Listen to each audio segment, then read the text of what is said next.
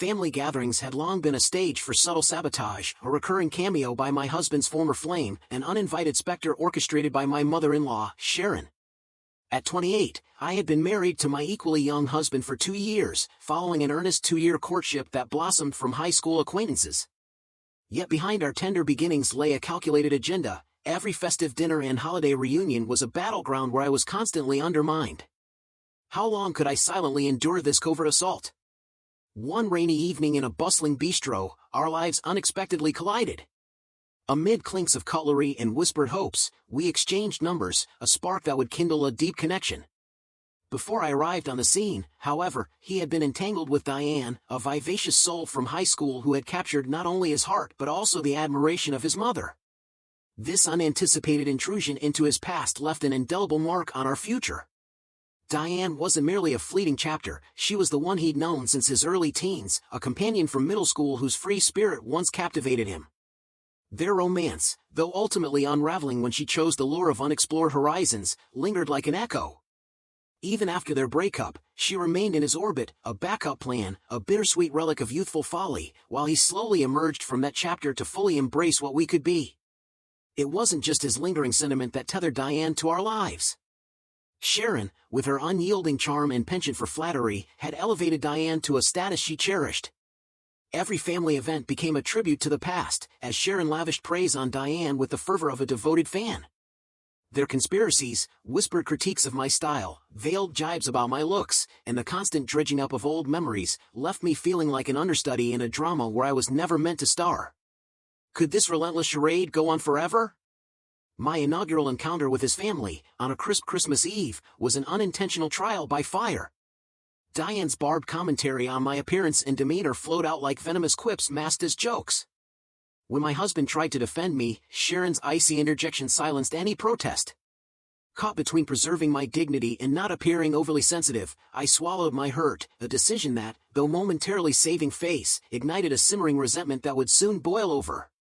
3 days ago, on the eve of Sharon's 49th birthday, a day meant for celebration but marred by obligation, the charade reached its zenith.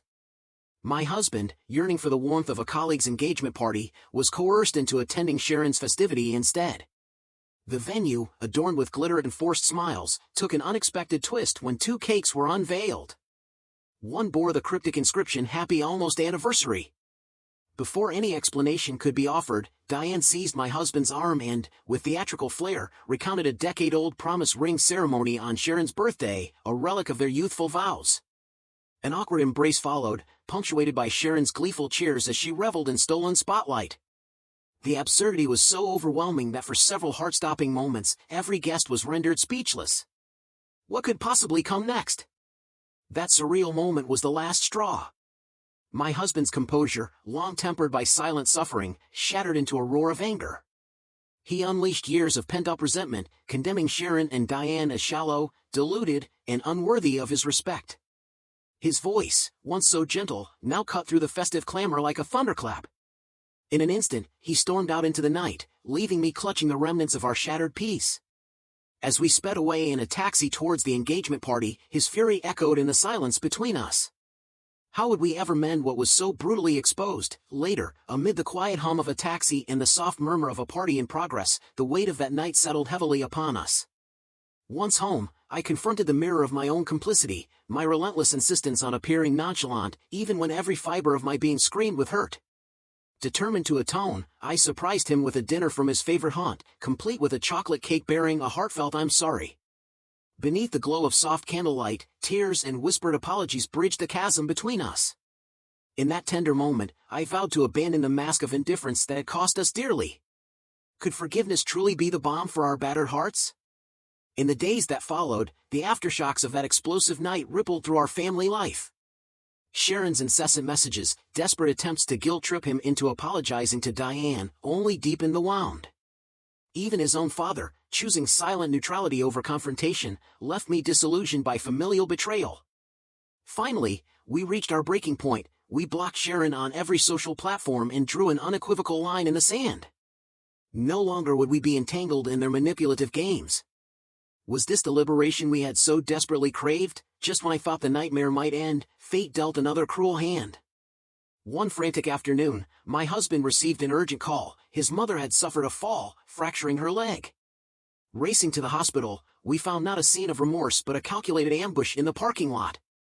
Sharon and Diane emerged, as if scripted for a farce, insisting that their actions were nothing more than a misguided attempt to regain his attention.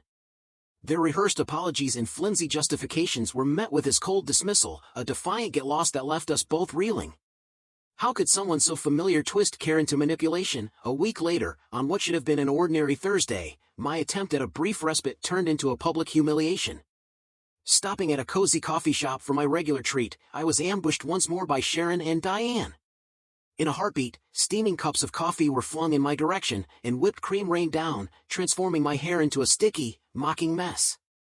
The stunned silence of onlookers was broken only by the hurried assistance of baristas and kind strangers. Though legal action ensued, with charges that resulted in nothing more than a minor fine, the sting of betrayal and degradation was impossible to ignore. Would this be the final act of their relentless cruelty? Now, standing at the threshold of a fresh beginning, my husband and I have chosen to reclaim our lives. We filed for a restraining order against Sharon and Diane, severed ties with even his unresponsive father, and resolved that our future children will never have to endure the toxicity that once ruled our gatherings. As we plan our move, a hopeful exodus from a past steeped in manipulation and hurt, we embrace the promise of genuine love and respect. Though the scars remain, they serve as a testament to our resilience and our determination to write a kinder story. What new chapters await us in this hard-won freedom?